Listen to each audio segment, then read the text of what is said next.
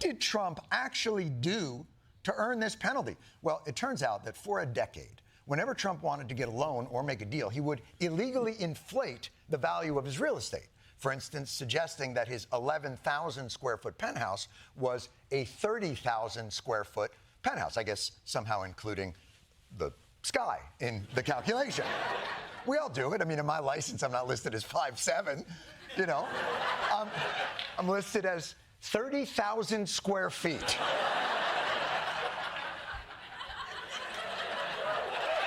And thank you.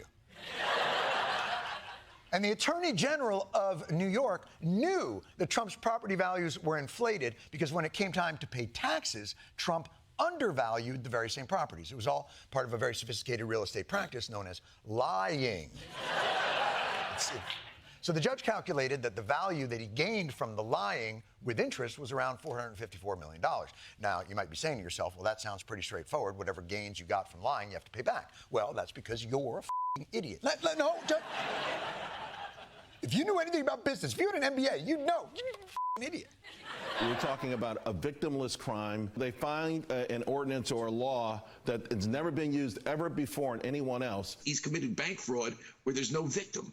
It makes no sense. No victims. There was no victim.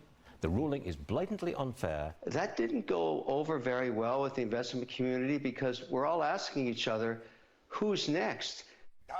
Who's next? The persecuted minority of the investment community. First they came for the arbitrageurs, and I said nothing.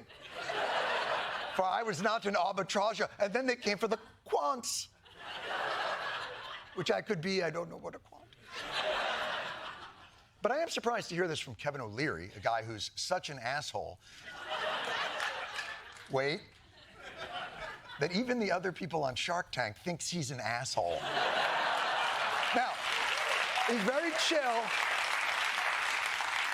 I'm surprised to hear that he's so chill about overvaluing something that he thinks is victimless, because when someone tries to do that to him... Which one of you do I absolutely tear to pieces now on a $28 million valuation? You think this is worth $10 million? Absolutely. Okay, now I'm going to rip your pieces. Are you out of your mind? Your valuation's insane. Your valuation's crazy. I think that's a crazy valuation. I think your valuation is stinky poo-poo.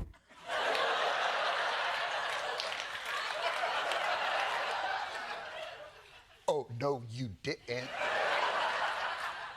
Hi guys, so we got the so-called comedian Jon Stewart bashing Trump, going back to his old roots because his ratings are collapsing like no tomorrow. He's not getting his liberal audiences that he promised that he was gonna bring. So he's going back to his old roots, trying to talk trash about Trump, talk trash about all the capitalists. Yet he did the same thing. And remember, guys, when it comes down to Democrats, they will ridicule you for anything that they would do and done themselves. Put it that way. That's exactly the game they play. But let's read this from New York Post, out of any other magazine. New York Post. Jon Stewart benefited by 829% overvalue of his New York City home, even as he labels Trump's civil case not victimless. Comedian Jon Stewart ranted this week that Donald Trump's civil real estate case overvaluing his properties was not victimless, yet when it came to his own home, Stewart benefited from a similar inflation. On Monday night, Stewart 61 unpacked Trump's $454 million appeal bond, calling out experts framing the former president of New York civil case as not causing direct harm to any individuals, which is true. Nobody was hurt. The Daily Show host rolled a clip of CNN's Laura Coates interviewing Shark Tank star Kevin O'Leary, who commented that the ruling didn't go over well with the real estate industry that was now fretting over the possibility of becoming the next target. Quotes respond to O'Leary by highlighting that Trump was found liable for falsifying business records in the second degree, issuing false financial statement, insurance fraud, and conspiracy, all due to asset inflation. Everything you just listed off is done by every real estate developer everywhere on earth, blah, blah, blah. In response, Stewart asked, how is he not this mad about overvaluation, blah, blah. So, he's going in there. But the problem is here. He's saying that Trump overvalued his property to get a loan. Stewart overvalued his property to sell to somebody else. All right? He overvalued his property to sell somebody else, and he paid less taxes.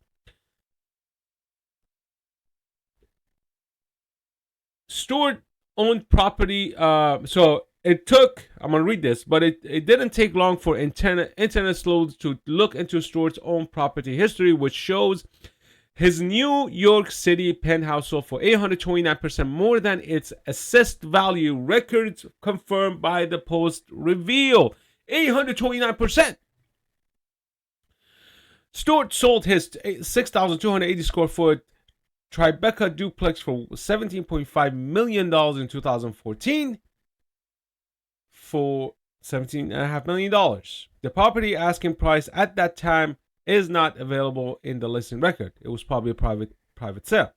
But according to 2013-2014 assessor's record obtained by the Post, the property had the estimated market value of at only $1.8 million. The actual assessor valuation was even lower at $847,000, which means Stewart only paid taxes on $840,000 valuation. So he stole from New York. He committed fraud. Oh, geez. Is Letitia James going to go after Jon Stewart now? He should be persecuted from 2014 all the way to, prior to his sale for however long he owned the property until 2014, where he sold the property. He should pay back every penny of the tax that he owes to the state of New York. Right? Can somebody tag Letitia James? Can somebody tag that idiot judge on this post? Somebody tag them. Somebody. Record also show that Stewart paid significantly lower property taxes, which were calculated based on the assessor's evaluation price, precisely what he called Trump out for doing in his Monday monologue. Pandey, who purchased the penthouse from Stewart, then resold the property at nearly 26% loss, according to The Real Deal, at just over $13 million in 2021. So, in 7 years, the new buyer lost $4 million. Now, that's a victim right there. There's your victim. He lost $4 million because Jon Stewart overvalued his property and sold it for $17 million. And anything else is irrelevant. The fact that the new buyer accepted the terms of the sale at $17 million, $17.5 million, that was fraud by Jon Stewart for overvaluing his property and for not paying taxes. So I dare you Democrats and liberals to tag Letitia James, to tag New York State moron who I don't even want to bring the judge's name because I can't even pronounce his name. Forget about everything else. Jon Stewart should be in court tomorrow with fraud charges against them.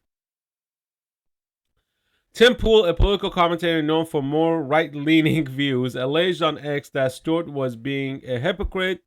And let's see, did he should have tagged her on his post. So I'm gonna go on X and I'm gonna re-X this, and we're gonna tag everybody we know. But the whole issue is this is how hypocrites work, and this is how hypocrites are. They will blame you for everything that they do themselves. That's exactly what they do. So this proves that everything that he's claiming Trump did, he did himself. So he's as guilty as Trump. But Trump didn't sell the property. Trump built a property and paid back the loan and paid back the interest, paid the insurance companies. Everybody was satisfied. Nobody was hurt. The assessed value is what the county did. The county assessed the value for taxing. That is a normal process. Okay? Stewart valued his house at $17.5 million, and a sucker came by and paid $17.5 million. And that's where the story ends. Anyways, leave your comments down below. Let me know what you think. Peace out.